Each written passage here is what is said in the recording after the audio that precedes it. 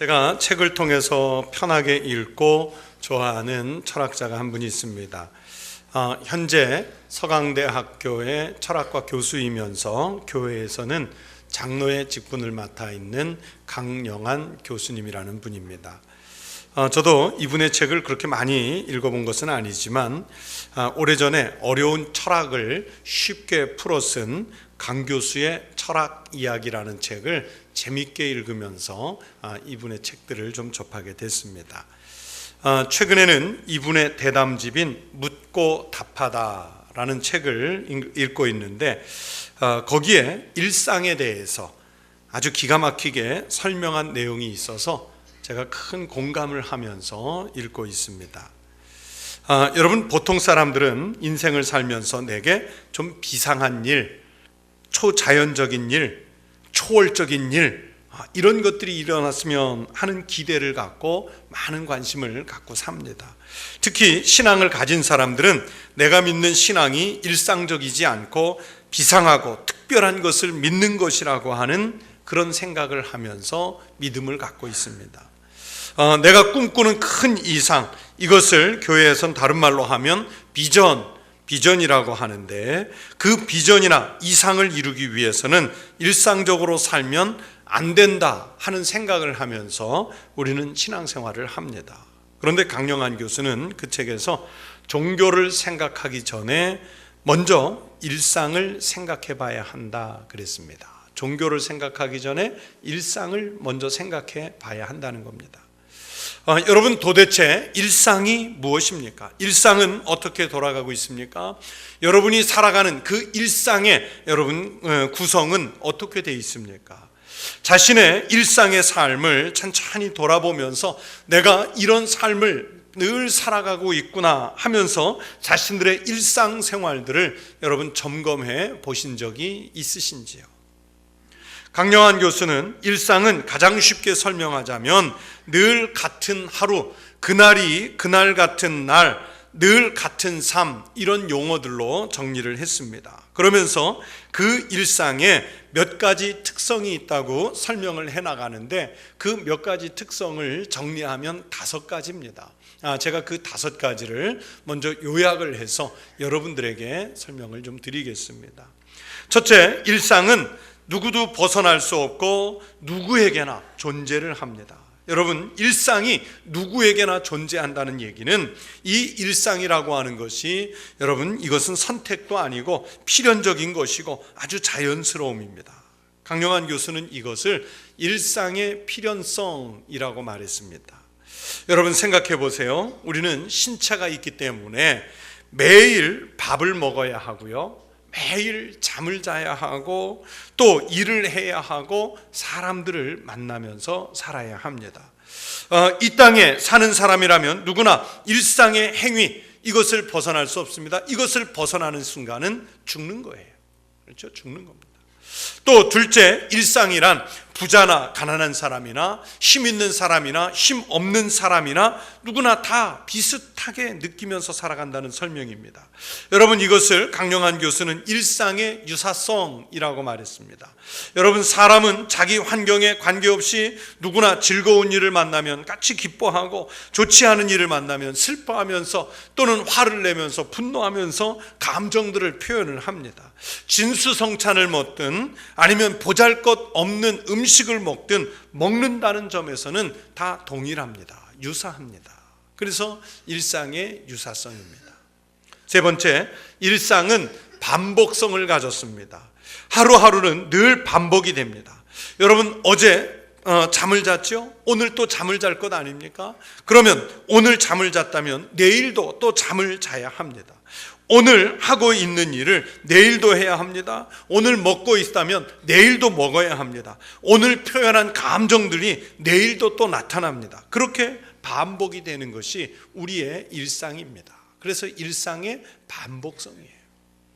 네 번째, 일상은 일시성이라고도 말을 합니다. 여러분, 일상이라는 것이 지나고 나서 보면요, 그냥 그때 있었던 일입니다. 그러니까 영원히 존재하지 않고 사라져버리는 것이 일상이기도 합니다. 그러면서 강영한 교수는 애를 키우는 것을 하나의 예로 들었습니다. 여러분, 오늘 하루 아이를 키우느라고 그렇게 땀을 흘리고 수고하지만, 그러나 조금만 시간이 지나면 언제 그렇게 힘들여서 수고했느냐, 그렇게 키웠느냐 하는 듯이 그냥 다 지나가 버립니다. 일상 속에서 정말 힘들고 고통스러운 순간이 있을 수 있지만, 그러나 지내놓고 보면, 시간이 지나고 나면 그게 어떻게 지나갔는지 모르게 그냥 지나가 버리는 것이 일상입니다. 마지막으로 5번째, 평범성입니다. 여러분, 일상은 유별난 일이 없이 그냥 평범합니다. 그래서 이것을 영어로 표현하면 ordinary life라고 그러는데, 여러분, 이것은 그냥 단순하게 번역을 하면 평범한 생활이라는 뜻을 갖고 있지만은, 그러나 조금만 더 깊이 들어가 보면 궤도를 따라서 가는 삶이라고 할 수 있습니다.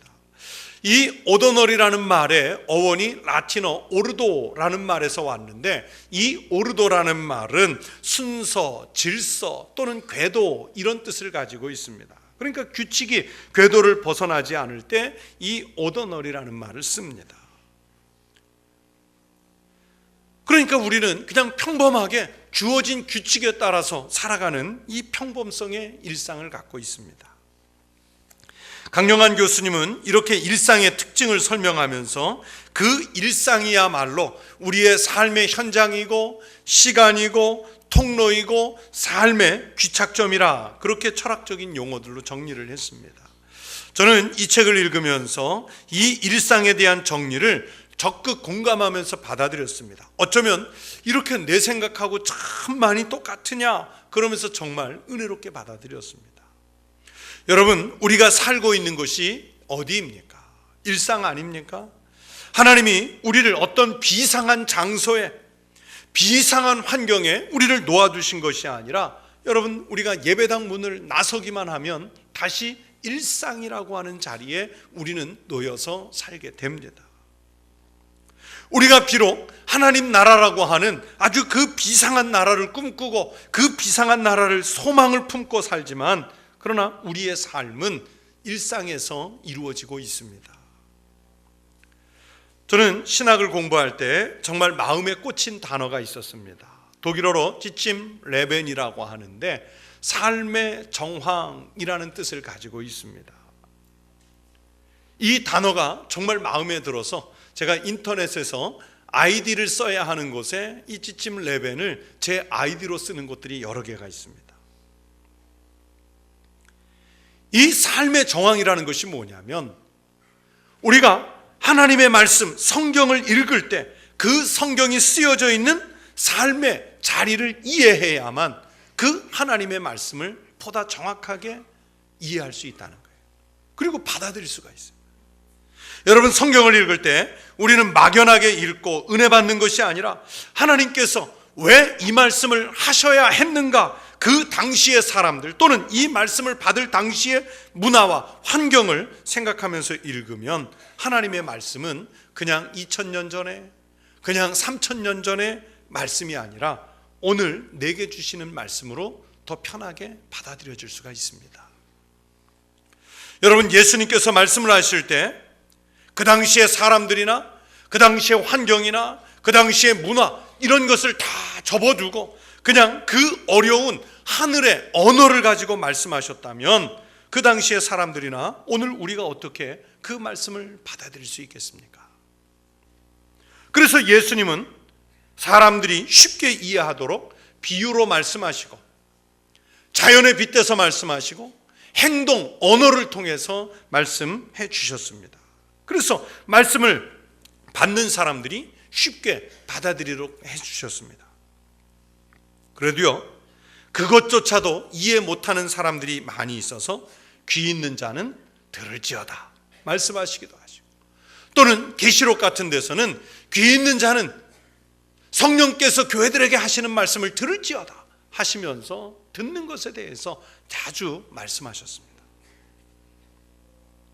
여러분, 예수님께서 이렇게 비유로, 자연으로, 행동으로 말씀하시는 것이 바로 일상을 통해서 말씀하시는 방법이기 때문에 우리가 그 말씀을 이해하려면 삶의 자리의 언어로, 즉 지침 레벤, 삶의 정황에서 이 말씀을 받아들이고 이해를 해야 됩니다. 그것을 받아들이지 못하면 하나님의 말씀은 여러분 뜬구름 잡는 격이 되고 맙니다. 제가 지난주에 우리 성도들에게 전한 말씀은 우리의 중요한 비전은 예배가 회복되는 것이어야 한다고 말씀을 드렸습니다. 여러분, 그 말씀은 교회에서의 생활, 신앙생활의 비전은 가장 기본이 되는, 그러면서도 가장 중요한 예배의 회복이 이루어지지 않고는 안 된다는 것을 말씀드리려고 했던 것입니다. 그래서 비전이라고 표현을 했고, 비전은 꼭 숫자나 어떤 특별한 목적을 갖는 것만이 아니라 평범한 듯 하지만은 꼭 해야 할 일을 하는 것이 비전으로서 중요하다고 말씀을 드렸습니다. 그 연장선상에서 오늘은 우리 그리스도인의 실제 생활에서의 비전은 하나님께서 우리에게 주신 일상의 삶을 잘, 그리고 충성되게 사는 것이라고 말씀을 드리려고 하는 것입니다. 여러분, 일상을 충성되게 살지 못하면서 무슨 비상한 일을 하겠다, 초월적인 일을 하겠다 하는 것은 하나님께서 우리에게 맡기신 사명을 여러분 바르게 이해하지 못하는 것이 됩니다. 오늘 우리가 읽은 이 마태복음의 성경 말씀을 보세요. 여러분, 한 부자가 오랫동안 외국으로 나갈 일이 있어서 세 사람의 종을 불러서 자기 재산을 각각 분할해서 맡겨놨습니다. 15절 말씀을 보시면 각각 그 재능대로 한 사람에게는 금 5달란트를, 한 사람에게는 2달란트를, 한 사람에게는 1달란트를 주고 떠났더니 이렇게 맡기고 떠났습니다. 여러분, 물론 금 1달란트라고 하는 것은요, 이 자체가 굉장히 큰 것입니다. 여러분, 2달란트, 5달란트는요 말할 것도 없습니다. 그러나 여기서는 금의 가치나 일의 비중, 이런 것을 말하려고 하는 것이 아닙니다. 누구에게는 큰 일 맡기고 누구에게는 작은 일 맡기고 그걸 말하려고 하는 것이 아닙니다. 맡기고 떠났다는 사실과 그리고 그 일을 맡은 사람들의 태도에 대해서 말씀하시려고 하는 것이 여러분 오늘 성경의 주님의 의도의 말씀입니다. 금을 맡은 3명의 종들 중에 여러분 5달란트, 2달란트 맡았던 종들은 바로 가서 그것으로 장사해서 맡은 만큼의 소득을 더 얻어냈습니다. 5달란트 받은 자는 바로 가서 그것으로 장사하여 또 5달란트를 남기고 2달란트 받은 자도 그같이 하여 또 2달란트를 남겼으되. 그러나 1달란트 맡았던 사람은요 어떻게 했습니까? 18절 말씀을 보세요. 1달란트 받은 자는 가서 땅을 파고 그 주인의 돈을 감추어 두었더니, 즉 일상에서 자기가 맡은 책임에 할 일을 하지 않았다는 것을 말씀합니다. 주인이 돌아와서 세 종을 불러놓고 계수를 합니다. 5달란트와 2달란트를 맡았던 종들의 보고를 받고 주인이 그들을 칭찬합니다. 만족해합니다. 그 주인이 이르되 잘하였도다 착하고 충성된 종아, 네가 작은 일에 충성하였음에 내가 많은 것을 내게 맡기리니 내 주인의 즐거움에 참여할지어다. 여러분, 주인의 입장에서는요 그 종들에게 돈을 맡긴 일은 적은 일이었습니다. 그냥 일상의 일을 맡겼습니다. 그 일상을 얼마나 충성되게 감당하는지 보고자 했던 것이 바로 주인의 의도였습니다. 그러나 그 돈을 맡은 종들의 입장에서는 일상의 일이지만 사실은 엄청나게 큰 일이었습니다. 잘 감당해야 했습니다. 그런 일상에 충성했던 두 종에게 주인은 잘하였다, 착하다, 충성된 종이다 라고 칭찬합니다. 그러면서 그들이 생각할 수 없는 아주 비상한 일, 특별한 일들을 다시 그들에게 또 맡기지 않습니까? 그리고 주인의 즐거움에 함께 동참할 수 있는 특권까지도 내려주었습니다. 반면에 1달란트 맡았다가 아무 일도 하지 않고 그대로 주인에게 돌려준 종에게는 악하고 게으른 종이라고 말합니다.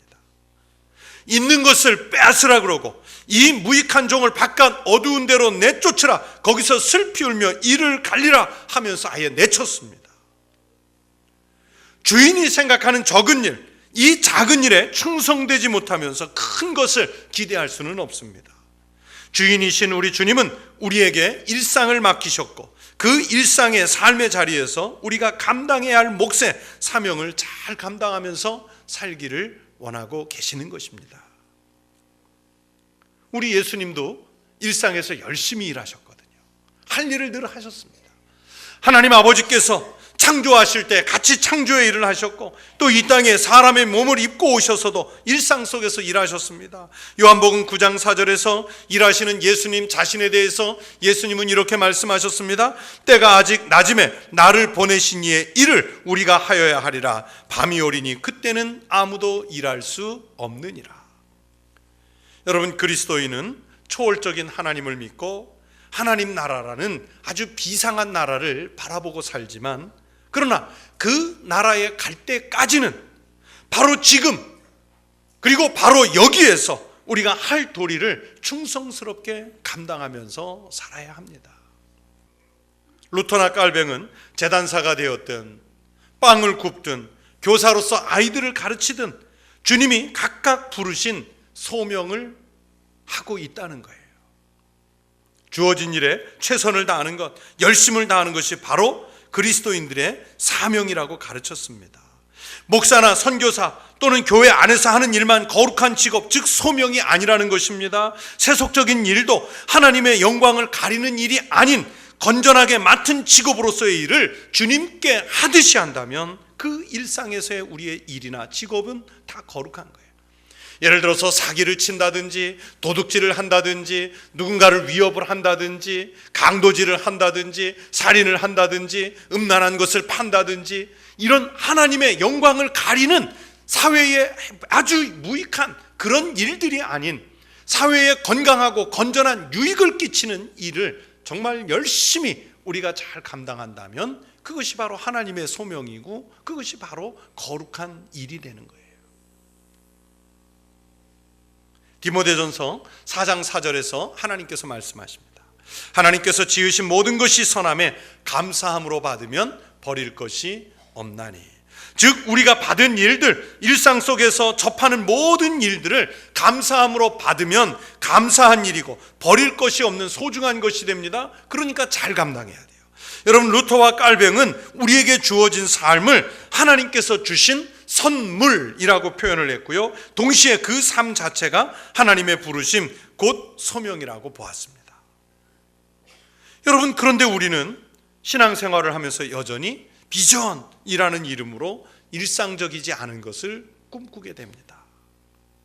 지금 살고 있는 삶의 자리를 하찮게 여기거나 더 나은 하나님의 계획이 나에게 임하기를 기대하면서 지금 이 순간을 소홀히 여기거나 무시하거나 놓쳐버리는 이런 우를 우리가 범할 때가 있습니다. 오늘 설교 말씀을 준비하면서 제가 비상구와 출구를 비교해서 생각해 봤습니다. 여러분, 다중이 모이는 공공시설에는요 꼭 비상구가 있습니다. 극장을 가시든지 아니면 무슨 큰 운동장에 가면 반드시 그곳에는 뜻밖의 재난에 대비해서 비상구가 있습니다. 그런데요, 여러분, 비상구보다 더 잘 갖추고 있어야 할 더 중요한 것은 좋은 출구 아닙니까? 출구가 잘 갖춰져 있어야 하고 출구가 안전해야 되고 누구나 쉽게 이용할 수 있어야 됩니다. 여러분, 비상구는요 어떤 용도입니까? 안 쓰면 안 쓸수록 좋은 게 비상구예요. 그 비상구를 자주 사용해야 된다면 여러분, 그것은 위험한 상황이고 생명이 위협을 받는 아주 위험한 일인 거죠. 우리의 삶도 가끔 비상한 일이 필요하기는 하지만 이 땅에서 그리스도인으로서 살 때는 비상한 일보다 현재의 자리에서 내가 감당해야 할 일상의 삶을 충성되게 감당해야 초월적이거나 초자연적인 하나님의 비상한 복도 우리가 받을 수 있게 됩니다. 사역자로 큰 선교적 사명을 감당해야만 비전의 전부가 되는 것이 아닙니다. 남들이 흉내내기 어려운 특별한 은사를 발휘해야만 은사자이거나 그것을 사모하는 것만이 비전의 전부가 아닙니다. 그런 큰 것만 초월적이고 초자연적인 것만 이야기하면 세밀한 것, 실제로 우리가 살아가는 이 삶의 자리에서 감당해야 할 충성은 그럼 누구의 몫이겠습니까? 그래서 주님은 사도 바울을 통해서도 말씀하셨어요. 우리가 너희와 함께 있을 때에도 너희에게 명하기를 누구든지 일하기 싫어하거든 먹지도 말게 하라. 일하기 싫어하면 먹지도 말라고 그랬어요. 여러분, 이 말씀을 하실 당시에 데살로니가 교인들 중에는요, 곧 재림하실 주님을 기다린다고 하면서요, 일하지도 않고요, 사회생활을 거부하고 시한부 종말론자들처럼 자기네들끼리 모여서 공동생활을 하면서 그냥 하늘만 쳐다보면서 우리에게 무슨 비상한 초자연적인 일이 일어나기를 기대하면서 그냥 그렇게 허송세월을 하고 있었어요. 주님의 재림만 기다린 거예요. 바로 그런 그들에게 일하기 싫어하거든 먹지도 말게 하라 말씀하시는 거예요.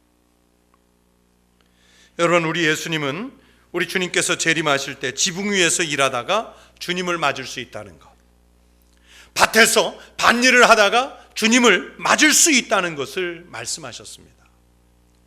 여러분, 다윗은 왕으로 기름 부음을 받을 때 자기가 왕이 되기를 무작정 기다리고 있었던 것이 아니라 목동으로서의 일을 충성되이 열심히 하다가 갑자기 불려 나와서 머리에 기름 부음을 받고 왕으로 임명을 받게 됩니다.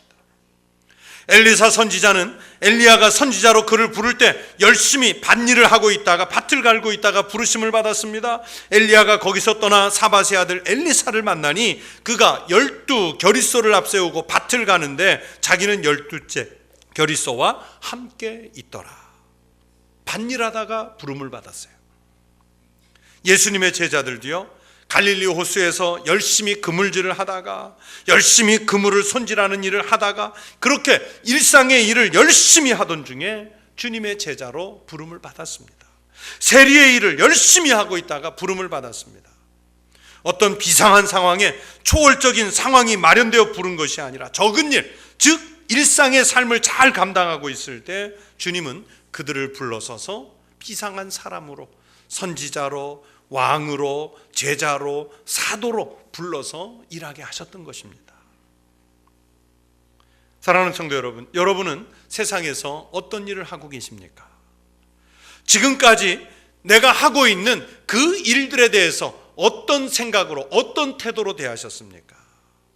하나님께서 지금보다 더 좋은 일, 더 나은 일, 수입이 조금 더 많아지는 일을 주시도록 요구하면서 오늘 내가 맡은 일에 대해서는 불평하거나 내가 언제까지 이 일을 해야 되나 그러면서 그 일을 천대하는 그런 마음으로 대하지는 않으셨는지요?